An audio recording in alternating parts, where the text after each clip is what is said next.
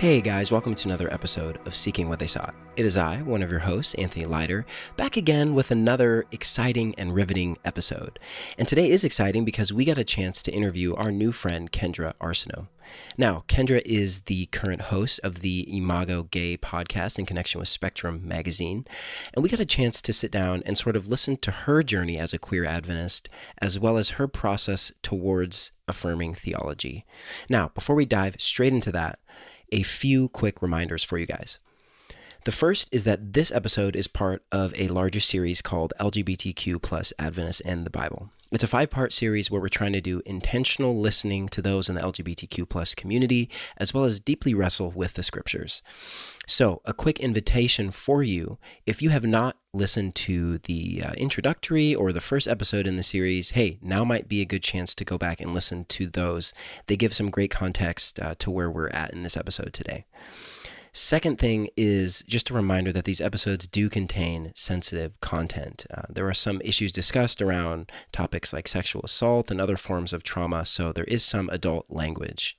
So that's just for you to know so that you can plan accordingly. Finally, thank you so much once again for listening, for supporting the podcast. Those of you who have already had conversations with us, made comments, stuff like that, we really appreciate the dialogue. And please, even if you hear something you disagree with today, or maybe you agree with it, or you just want to come alongside, make a comment, hey, we would love to hear that from you guys. So please do not hesitate to reach out. All right, with all that said, let's dive straight into this episode with Kendra.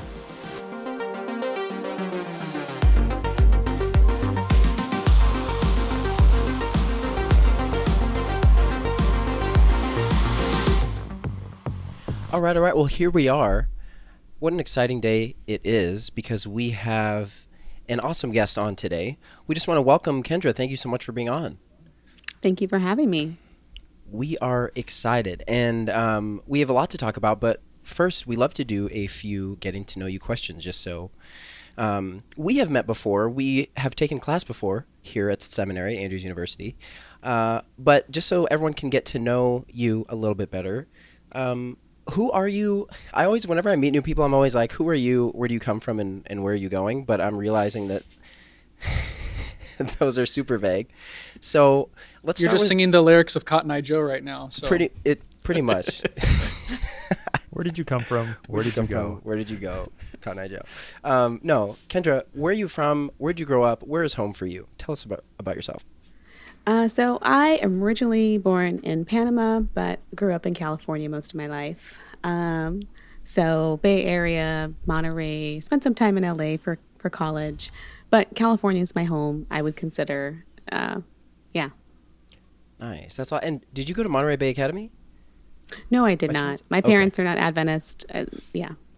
Gotcha. Nice. Oh, interesting. So when did you all, either your whole family, or I guess if they're not still Adventist, or if they are now, or when did you become Adventist? So I actually became Adventist when I was 12. I was baptized. I was hanging around some local neighborhood friends, and one of them was Adventist, and she was my best friend, and I went to church with her. And it just kind of stuck with me. So that was my first introduction to like real faith, and yeah, still the only Adventist in my family. Wow. Yep. Well, so it's been a journey since then. I mean, so now you're at Andrews, is that correct? Or you're in the area? I graduated. I'm in Boston now. You're in Boston now. Yep. Were you at Andrews for a while when you were doing your podcast there? Yeah, or was that? I was at Andrews for 3.5 years. Got it. Okay. Would you mind running through kind of your journey from sort of that age of 12 as a Christian and now as an Adventist into kind of like the past few events of the last few years? It's a long span of time. You have 30 just seconds. Tell us your entire life story. Tell us the whole thing. Yeah, 25 it's seconds. Very abridged version. So I was baptized when I was 12. I was an Adventist, so it was an Adventist church. So I began keeping the Sabbath and doing these kind of particular things of Adventist dietary laws, of eating clean, not drinking, all that kind of stuff. Stayed away from caffeine for the most part. And I took that on very young. Then I went off to college and kind of found myself among religion. And when I came back from college around 22, I really had more academic questions about the Bible. So I began my own kind of exploration, and I think it led me down a very fundamentalist route. I got caught up with kind of a fundamentalist perspective and group of people for a time. And then I said, I need more. And so I ended up going to Adventist seminary, and I graduated with my master's in divinity in December. Wow. Yep. And then on top of that, and you started a podcast, correct? You want to tell us, this is before Imago Gay, the one you're currently with. When did you start that? So I started that in August of 2018. I was working for ALC, and I was working as an editor there. I'd been working in marketing, graphic design, editing for about 10 years prior. And so I came to campus really wanting to have a job because I don't want to be in debt. I don't believe in debt or unnecessary debt if I can help it. So I started working there, and they were looking to launch a couple new projects, and I had a pitch of starting like an Adventist TED Talk, right, where the answers that I was seeking, it didn't have to be kept in these kind of closed quarters. I think there's a lot of confusion in lay Adventism about what's important, what's not, what's the Bible say about this and that, and I think there's a lot of infighting that can happen, and I thought, well, let's just bring on the experts and see if any nuance they can bring to the table. Yeah, that makes sense. And then on top of that, you had a whole nother journey that was happening in your life as well, sort of behind the scenes, if that's fair. And then it came out at some point. Do you want to tell us a little bit about that? Yes, it's interesting. Talking specifically about sexuality. Yes. Sorry, that was vague. Very smooth and gentle way of entering. It's your favorite sports team. No. You've been a secret NSA agent this whole time. How did you know? So it's interesting to me because I just want to start off with saying, like, it's a question that is, in a lot of ways, and I saw your subtlety there, is very invasive, right? I think. So I work currently right now at a hospital, and I work along the autopsy team. And something that just blows my mind is that, you can't cut somebody open without their consent or their family's consent, right? And then it's an incredibly invasive process, right? There's a lot of respect and rules about how you go about doing an autopsy, and it's for educational purposes, right? So this is supposed to advance medicine, advance science, help find cures for diseases.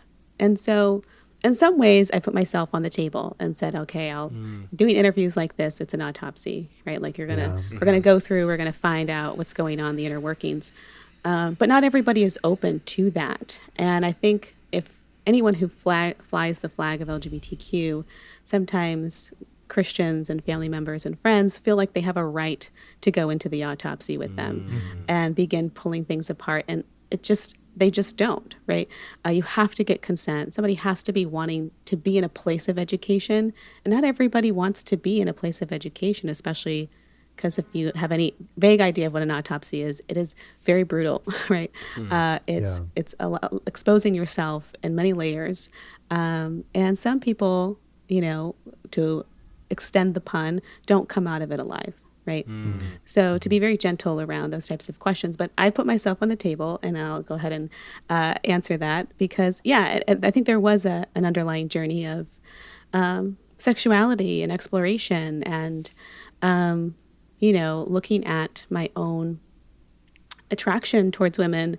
I was dating a wonderful guy in college, and I remember, we were having this talk in my car outside of my apartment one night, and I'm sitting in the driver's seat, he's sitting in the passenger seat, and he's just like, I don't feel like you've ever really truly kissed me before. And I'd gone through a lot of stuff and a lot of life up to this point, and there are many reasons that I had felt guarded and insecure. And I just remember thinking, it wasn't a question about me being a bad kisser. It was just where am I? Why are you not present in this moment? And I remember thinking, I'm going to close my eyes and take myself back to a place that I felt completely safe and able to be vulnerable in the ways that he's asking me to be in this moment. And I thought back on one of my best friends growing up. And in that moment, like, I kissed him with her face. And he, he's like, yeah, that's the first time I feel like you've ever kissed me. And for me, I realized, oops, there's a problem here, right? Yeah. That we're not having this relationship, that I'm in another space, another time. And so I began realizing these disconnects. I went on to the casually date, but I think by the time I left college, I was in a place where I think I wanted stability so badly that I was looking for God. I was looking for ultimate truth. I was looking for objectivism because I felt like I needed something to stand on.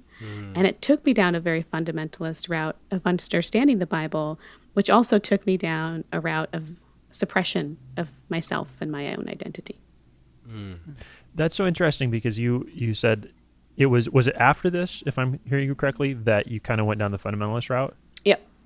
So was it in any way a reaction to what you were feeling and a wanting of, you said you wanted stability. Was it a reaction to how you were feeling, or was it more areas of life and that just happened to be one of them? Or it's so funny. I think the ages 18 to 26, I think that's the time you're going to find people falling into cults, getting wrapped up into hyper spiritualism, right? Like, I think it's a time where people are looking for themselves in more ways than one, because there's financial vulnerability. Maybe it's the first time you're living on your own. You don't have a great job. You're living with 3 or 4 roommates to make ends meet. You have a lot of stressors that are impacting your mental health. And so I think all of those stressors were on me. And I think I just wanted to be rescued from a portion of life that I think is very normal. But I was just like, I needed a way out of this. And I think God for me at that moment was that answer. So then from there, kind of really diving into fundamentalism, what was your journey from there into a space of saying, I need to be honest with myself and like you said, putting yourself on the table for the world to see? Because at the time when you did come forward with this aspect of your life, you were part of a very successful, very fairly well-known Adventist podcast. And that was Advent Next, if I'm correct, and of course it had repercussions all the way through your life. So what was the journey to get to that point? Very long. So going down the fundamentalist route, I ended up getting married, and I was married to somebody who had very traditional views on the Bible, but kind of posed themselves as having a very progressive. I think they were like post-liberal, going back to conservative in some ways. It's like, yeah, I've already been through that, but like, I feel like this is the way. So it was kind of this full loop for me. Like, I had gone from my own childhood faith to a very liberal understanding, then to be like post-liberal. But it was just like, it wasn't really post-liberal. It was just fundamentalism. But it was an abusive relationship. I think the structures under which that relationship was had, the beliefs that this person was coming to, that I didn't know if he really believed that or if he was just kind of living according to how he thought he should. But it became a very oppressive environment, not just for me as a woman and my role, but there's a lot of financial abuse. I spent some time living in my car. There was emotional, physical, all of that. And coming out of that environment and being on my own again, there was a core part of me that, didn't die, right? As far as like, I think our true selves are always seeking for its fullest expression. So me as a woman and wanting independence, like I always had like an academic drive. I graduated valedictorian. I went to UCLA. Like, I knew I was a smart person. To be put into a role just felt beneath me, right? But I think there's a lot of acquiescence to that because it was all based on the premise of needing to be saved, right? So if I have to give up my liberty to be saved, well, of course you're going to do that. It's the same reason why people give up certain political rights, under the guise of your safety, right? So I think for me, that was something that I was willing to do. And then I realized this is a structure that I can't live under any longer. And I began looking for a God that would affirm me, because I knew that God did, but I couldn't find it in the structures around me, in the local church, in this relationship, and people's understanding of the Bible. So I thought, I've got to go to seminary. Like, someone out there is enlightened enough and is also kind enough to include me in how they interpret the Bible. And so my first episode on Advent Next was women's ordination, right? And it was an affirming view of women's ordination. So I've always had a desire to affirm these parts of me that I knew God affirmed and were real, but for some reason I couldn't find them institutionally. Wow.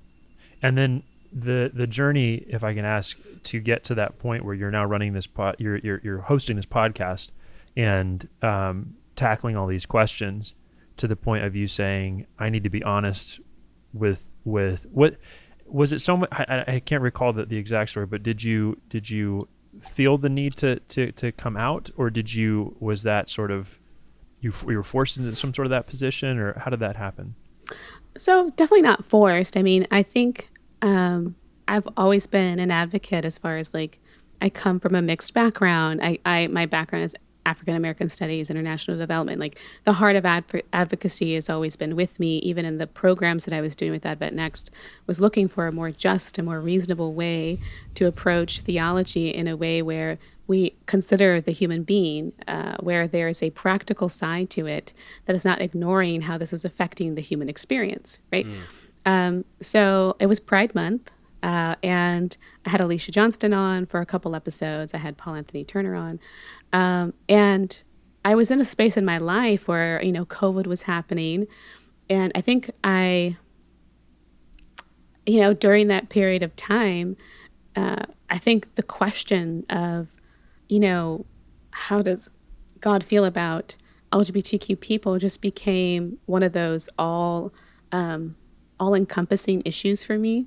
And so I began reading voraciously, and I began really studying persistently this particular theology, and coming across Alicia and her book and wanting to hear her side to the story, something that is not, I think about academia, you think about freedom spaces, right? A space where truths are challenged and where we're not afraid to find answers or to bring in other people for dialogue. So essentially that's what I thought I was doing. And I saw kind of some negative feedback based on her perspective and things that she was saying. And somebody who had been in the world of, like, reading a lot and a lot and a lot, I know they're not going to get all the answers from this episode with Alicia, but because we're so undereducated in this particular arena, people weren't satisfied with it. She didn't answer all the questions in an episode or two, right? So there was a lot of negativity that was coming up, and I wanted to say, hey, everyone, slow down. Like, is there a world where we can agree to disagree, right?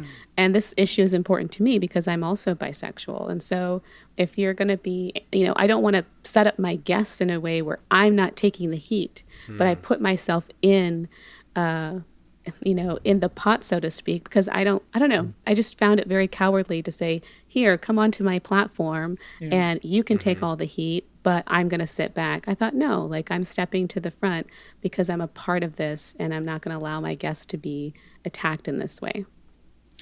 So, Kendra, would you say that after that moment, that moment where you felt the courage and the conviction to do that during that series with Alicia, when you look back on that, do you find that the reaction was more positive or more negative? Like, when you hear, I'm sure there were a lot of voices. You were very visible in Adventism. We could see your podcast. We saw it on YouTube, and we saw the news as well. And so that put you were already in the spotlight, but did it feel kind of overwhelming at first to have people talking about you so much, whether it was positive or negative? How did that feel? I think it felt worst at that time just because it was also an institutionally backed decision, right? It wasn't just some troll on YouTube saying, submit, woman, whatever, right? You have the institution who is also financing this project saying, we're no longer holding contracts to you and give us back this project, right? That it's something that you don't expect for the people who said, hey, be brave, go out there, answer hard questions, do the investigative work, be real, get numbers, connect with the audience, to now say you're on your own. And I know that there is some background things happening at the NAD. As a year into this, I have found out more of the people who are involved in that, and I can understand why they made that decision, because you had the top leadership basically saying, get rid of her, we're pulling your funding. So I can understand it on that level, but at the time, I think it was a lot. Yeah. Was that just, we don't need to dwell on this part too long, but did they at least have a personal conversation with you, or was it very corporate, like you got an email or a letter that like, hey, we're pulling your program, like you can't do this, or like, what was that like? Well, me and the person who runs ALC, we've been very close for the entire time that I was there. And so it was a meeting, but, and I could tell that he was very sorry to have made the decision, but also felt like his hands were tied. And so I understood that in a lot of ways. No, I just asked because we've talked about with others too, that it just feels like with this topic specifically, like you said, we can't be open or it feels like we can't be as open as we'd like to be, at least discussing, and as like you said, to agree to disagree and just move forward as a church without the stakes feeling so incredibly high. You're an example of that. You lost a position that was meaningful to you, and meaningful for many people. That you were doing amazing work through Advent Next, and so we could only hope to ever be half as professional as you were on that. 100%. Maybe not. I don't know. We're never going to be as professional. For those listening, we literally started late, so that just shows you how professional we are. So, but again, thank you, Kendra, for being open about that. I just, I don't know. What do you think is the way that we, as a church, move forward with this conversation on LGBTQ issues without feeling like we have to hold back, where we can just be honest? And whether we're Adventist professionals working for the church, we're employed by the church or not, how do we do that without feeling like we're going to lose, our livelihood or lose reputation or really break off relationships that are good? Yeah. I would say you cannot do that until policy changes, right? So, for example, Spectrum, the one who's currently supporting the Imago Gay podcast, was kicked out of the Called Convention because of their association with me and the podcast. Wait, really? Wow. Yep. This is a recent article happened. You can read. Didn't even know about this. That's wow. Called Convention, for those who don't know, is it's the North American Division's conference for all of the pastors and other leaders that are part of the NAD. So, and that's happening as we're recording. It's happening right now. It's happening. This is mid-June of 2022, and it's happening right now. So you're saying that because of you, just it's your fault, Kendra. it's because of you that, and I say that as a joke, but now saying this seriously, like because of you, they are taking that, and that says something, that they're standing with you through that too. That's huge. I'm very grateful to Spectrum. I think they have Alexander, the president of Spectrum, reached out to me shortly after things happened with, because I think we had a semi-relationship. I'd written maybe an article or two for them in the past, but really stepped up to the plate when everything happened with ALC. And he's like, how can we make a project work with you? We would love to work with you. We'll support you in any way. And he has kept to his word. And so him, along with SDA Kinship, came along and really provide my first employment since losing my job, and really helped to carry me through for a period of time. And so recently, I guess in the article you can read, like, he had a conversation with the NAD president, and that basically it was like, it's not just Imago Gay. Yes, that's bad. We're taking a theological position, but it's also Kendra, and that she's a problem. And I was like, I don't know what that means, but please elaborate. And of course, none of these conversations with the people who are having these conversations and making those decisions are being had with me. But apparently they find this, my guess is that they believe that because my last job was under the NAD, they feel as though anybody else who wants to be affiliated with the church should not employ me because it would be contradicting their decision, right? Oh, yeah. And so they're coming and they're punishing Spectrum for its employment of me in their association, even though they promised to abide by all the guidelines, not even promote the podcast at this convention, but just to be a resource for other pastors. So even though all that was said, they were still denied just because of their known affiliation with me. So That's a little excessive, right? yeah, and that frankly makes me a little upset. It's a little rich, I think. I guess there's just some irony there, like coming from the same office that so verbally and openly criticized the General Conference's push for compliance to now in this microcosm moment push for such hard compliance. Like that's just, the same. And, this isn't a personal attack on, anyone, but yeah, I'm just thinking of. It is. It's specifically personal attacks on. Do you want to go ahead and name names, Anthony? Let's just name some names. I'm always the one who's, but I'm a nobody, so I can. To be fair, I don't even know the names. I wouldn't be able to mention names at this point. Let's just blame Patty McCoy. He's not Perfect. even. Do it. Yep. Patty. Yeah, that's perfect. For those who don't know, Patty's a friend of ours, and we just heap all the blame on him. But so Kendra, with where you're at, can I just ask you a question about like Adventism specifically? I grew up in Adventism. In fact, all four of us guys on this podcast did, like from birth. Yeah. You came into the church as a 12-year-old and have journeyed with it since. I'm not saying that makes your Adventism like less rooted in your life than ours, but like it's one of those things where I remember it from day one in my life. You've grown up into it as a somebody who you chose it specifically at some point in life. Mm-hmm. And then the thing that you chose, the entity that you chose, rejected you as a person to a large degree. Yeah. It didn't choose you in the same sense that we might say with us. It rejected who you were as a person to a degree. Maybe that's a fair assessment, maybe it's not, but that's what it seems like to me. And how do you rationalize your faith alongside that?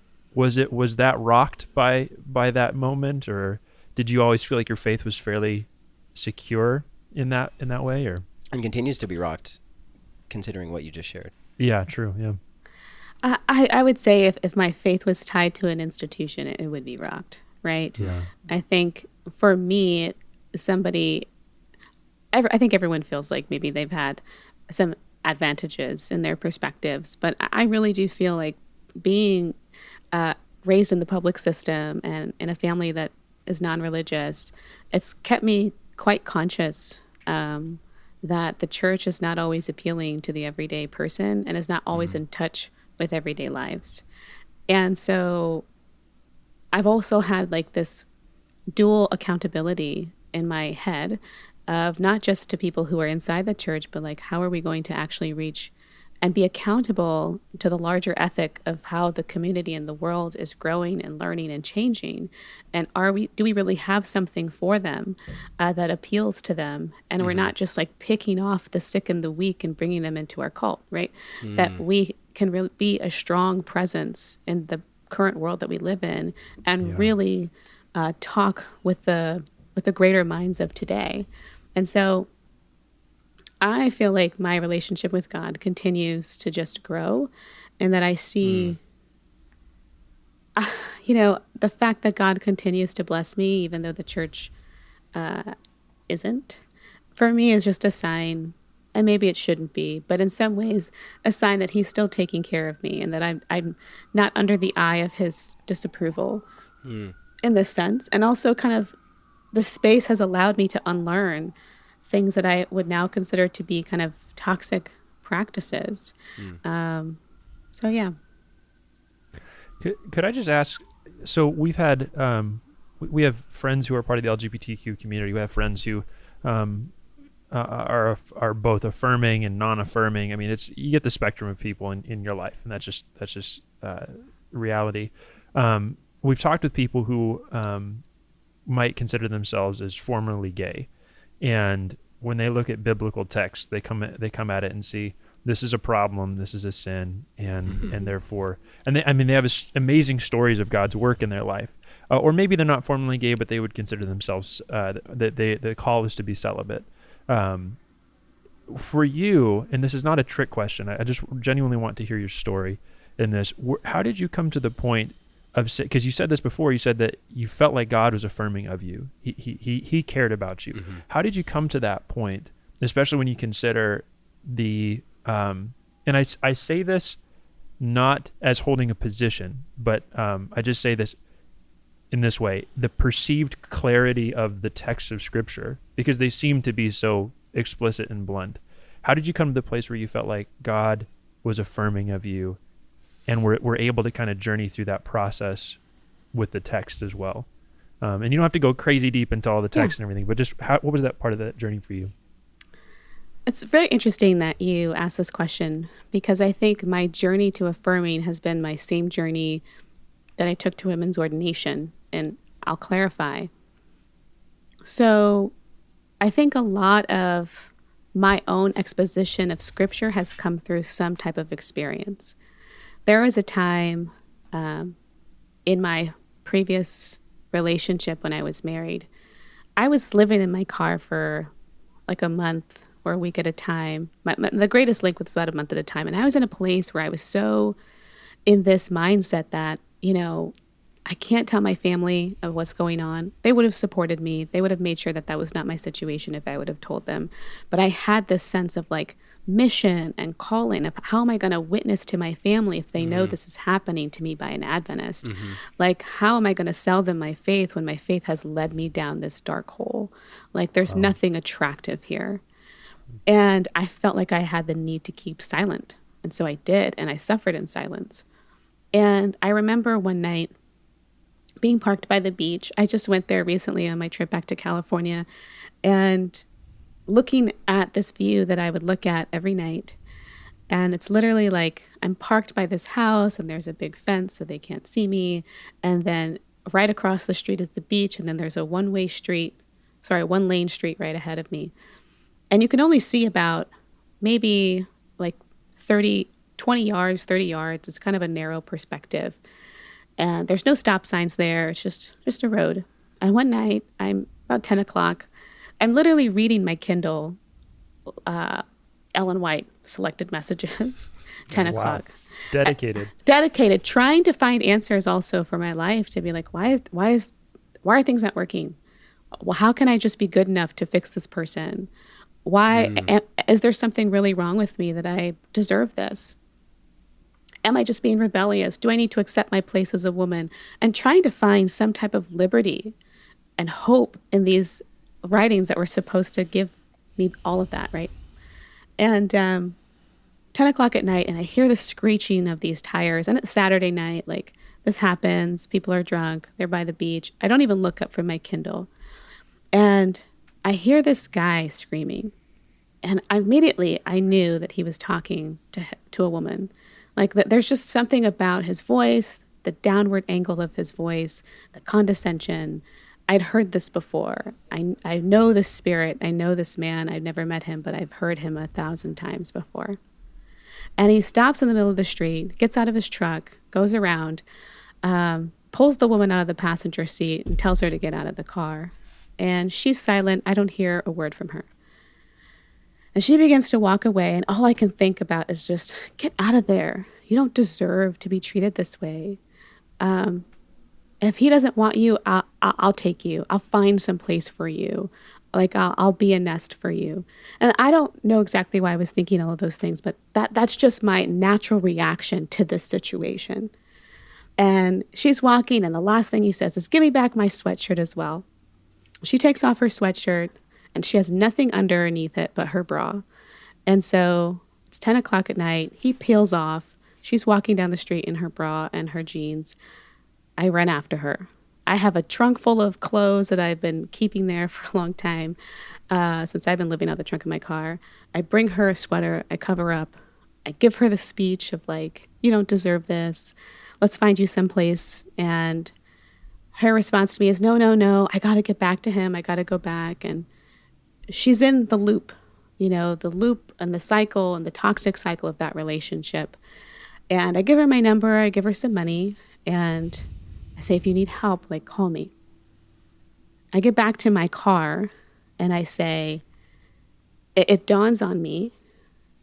I feel God speaking to me, saying in that moment, everything you felt towards this woman is what I feel towards you in your situation.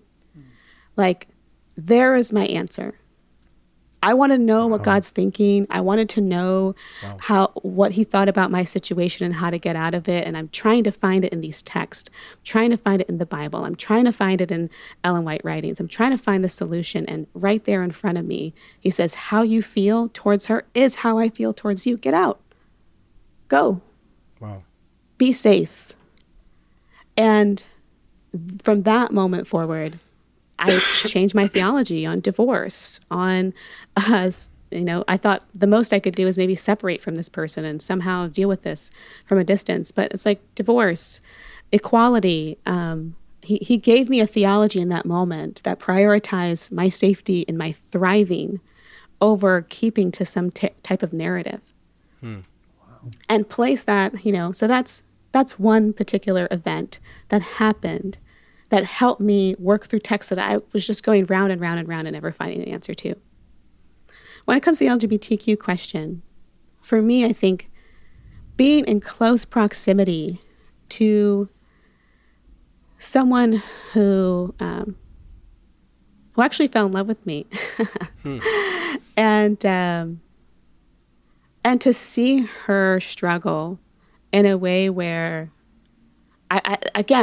I wish I could have the same compassion upon myself that I have upon other people, because sometimes it takes somebody else going through it for me to change, because I will allow myself to suffer. I will allow myself to be mistreated.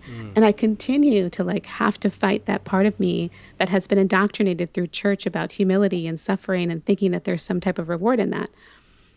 But when I see somebody else suffering, and I looked at this person and I could see it in their eyes and their being, they have tried so hard to be with the man. They have tried so hard to make those relationships work, and they genuinely would never be happy in that relationship. And it was my compassion for somebody else that made me say, I'm going to fight for you. And we're going to look through these texts together. But in that fight, I was also fighting for myself. But it took somebody else for me to have a compassion enough to say, I don't believe that God would sentence you to a life where you are not thriving. So that was kind of the initial breakthrough, was just compassion and empathy and a desire for someone to have an okay life, So that was the first part, the first step. Wow. Kendra, well, first off, thank you so much for sharing all that. And an honor to listen to that part of your story. I'm thinking about, and again, we're not trying to get lost in the weeds of the text today, but because essentially what I'm hearing you say is those key experiences and moments created a paradigm shift for you. And then from that paradigm shift, you were able to approach the text in a new way. Is that correct? Okay. Yeah. I was able to see things that were, and I'll let you finish, able to see things that I might have been blind to previously. Okay. Yeah. So I guess I'm just thinking about people like my grandparents or, folk. And I guess this is a classic Anthony playing devil's advocate. Classic because for some reason, I always end up doing this. Curious for you, how do you respond to the folk who, say, hey, your emotions are deceitful. That's in the scriptures. You can't trust your heart. You can't trust an emotional experience or a spiritual experience. The only thing we can trust is the Bible. Sola scriptura, sola tota, prima scriptura. You went to seminary. You already graduated. So you know this. I'm still struggling along, but you took Peckham's classes, so you know this already. You know, the text and only the text. This is, you know, we're people of the book. How do you respond to that type of critique? Someone coming in and hearing that story and saying, "Oh wow, well, you know, that's a beautiful story, but the text says this. We go where the text leads." Yeah. How do you respond to that perspective? I would say it's sola scriptura, not solo scriptura. So it's not only the text. It's the text has preeminence, but we're also using reason, experiences in our faculty. That's why we don't just get caught up in the KJV only debates, right? We're able to implement other parts of our reason and our experience to look at the text in a meaningful way.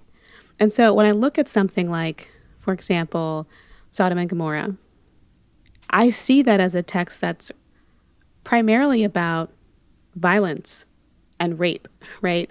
I don't see this as a town of homosexuals, right?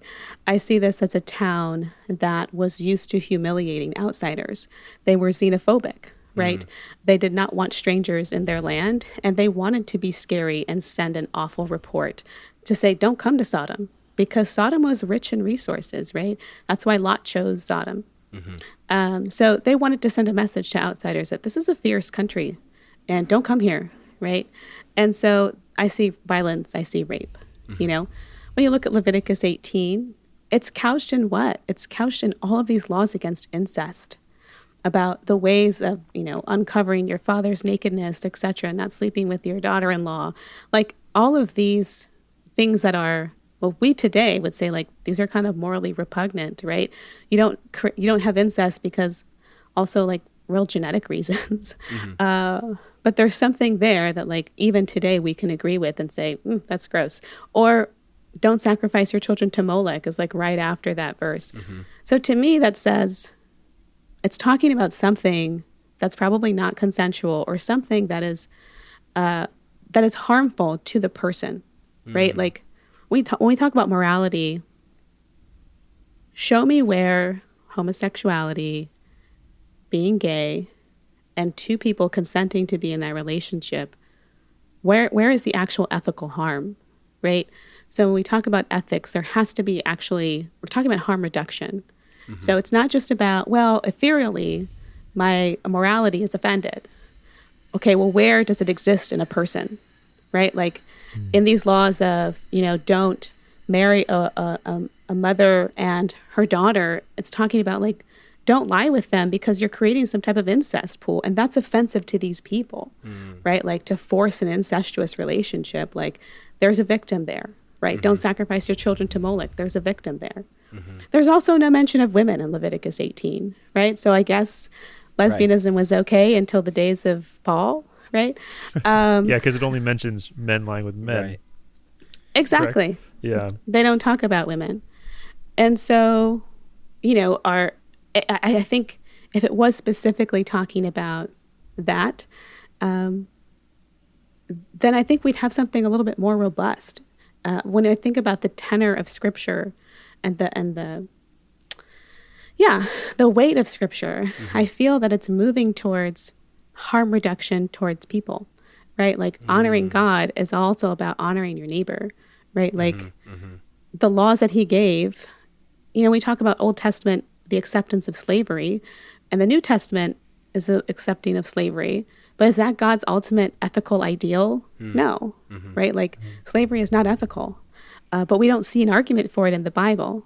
But we do see an argument for it if we're looking at the tenor of Scripture and the way that it's moving towards how we should treat our neighbor, how we should treat every human being with dignity.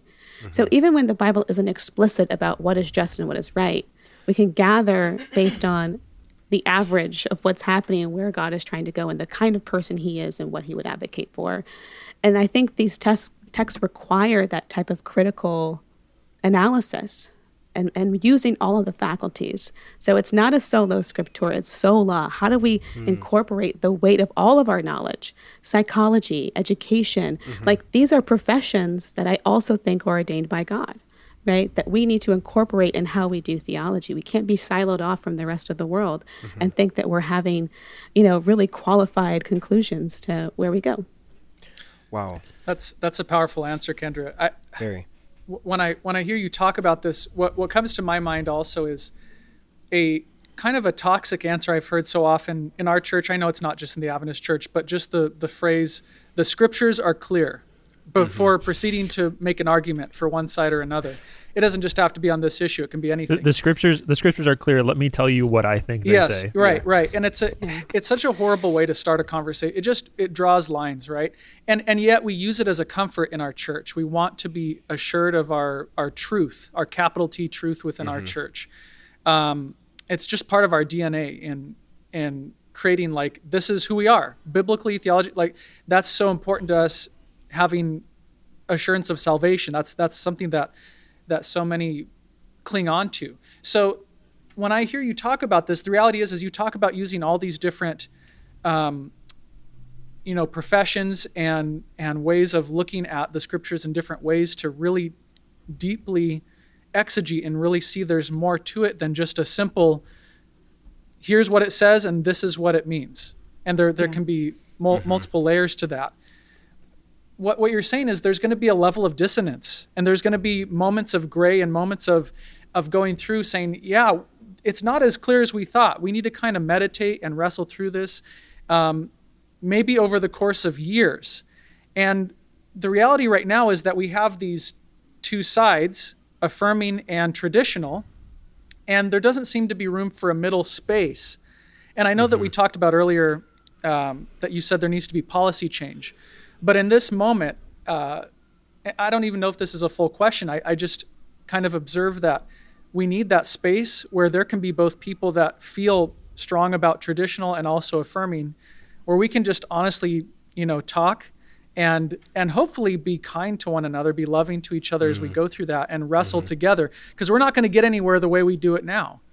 And so I know you kind of answered it already with policy change, but maybe I'll just ask one more time. What do you think would be the quickest or the most effective policy change to allow for that space? I would say any removal of any policy that would penalize somebody for being affirming, right? So the reason why people are afraid to speak out is because they're afraid they're going to lose their job, and they're afraid to lose their job because there's some type of law or something that is in our church legalizing you being fired, right? There's some type of procedure or policy that you're violating. And so if we can begin to change that structurally, we say that Adventism is like from the bottom up, but it's not, right? Like if people from the top can choose to fire you, this is a top-down approach, right?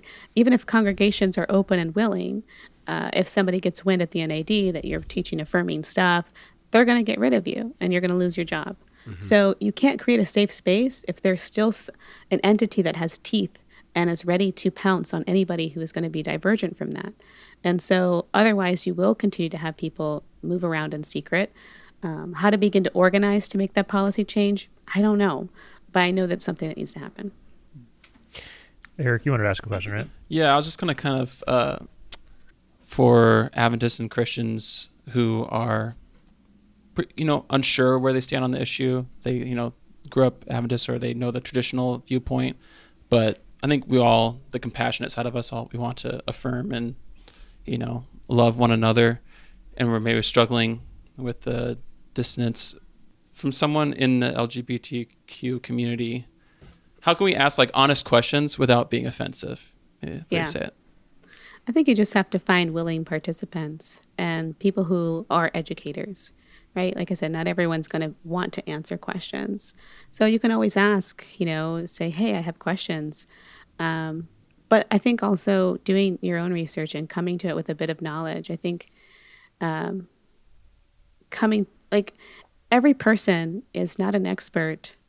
It's like walking up to an African-American person and say, can you teach me about African-American history? It's like, well, I don't know all that much. I'm not the person to tell you. I can tell you a little bit about my experience. But also sometimes people don't even have language to talk about their experience, right? They're still trying to figure out how they're processing life and the ways that prejudice and bias have affected them. So it is important that you talk with people who have maybe spent some time thinking about it, but are also in a position of being an educator. I don't think every LGBTQ person is a target for questioning. I think at some point it does get invasive. So I think it's about finding the people who have made that their job to want to educate. Kendra, I know you get a run. Would you want to just talk about, in a quick couple minutes, about what you're doing right now and how people could find it? Yeah, so I'm running a podcast called Imago, and you can find it on Spotify or Apple Podcasts or wherever podcasts live. And basically, tackling some of these topics about queer theology, but also talking about queer experience in a way that it's not explicitly like, let's dissect the Greek and the Hebrew of this passage, but I want to strengthen these other faculties of how we begin to reason and look at life and almost philosophize about how we can begin building bridges between the Christian and queer community. And just to clarify, it's spelled Imago, like Imago, and then gay, Gei, correct? Correct. Which is a play off of Imago Dei, which is the image of God. So it's a pretty cool. That was a great idea. Yeah. Thank you. Hey, Kendra, thank you so much. We really appreciate you having you on. I loved your perspective on how to look at Scripture as an aggregate. Mm-hmm. Your story. Thank you for sharing your story. It is. Yeah. I know it's fraught with difficulties and challenges, but we're glad you're here and you're doing what you're doing. Thank you. And thank you for having this conversation with us. Yeah, Kendra, Thank you. Want to just reiterate, like, you shared a lot of personal things today, and one piece of your story I connected with as a fellow divorced person, like, just your openness, your willingness to share. Thank you for allowing us into that part of your journey. You mentioned that a little bit at the beginning, but yeah, we just thank you for your graciousness. Very welcome. Thank you for having me.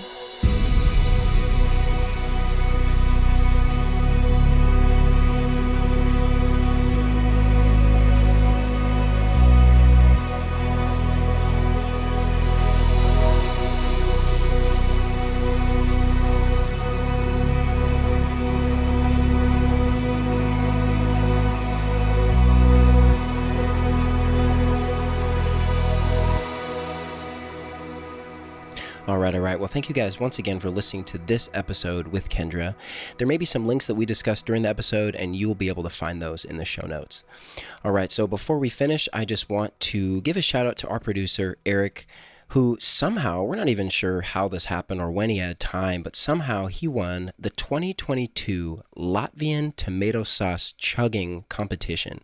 Somehow he ingested a whopping 25 liquid pounds of tomato sauce in a single sitting, and he's still alive. So for that feat, we just want to say congratulations, Eric. You're incredible, and no one does it like you. We appreciate you. All right, everyone. Thank you so much for listening to this episode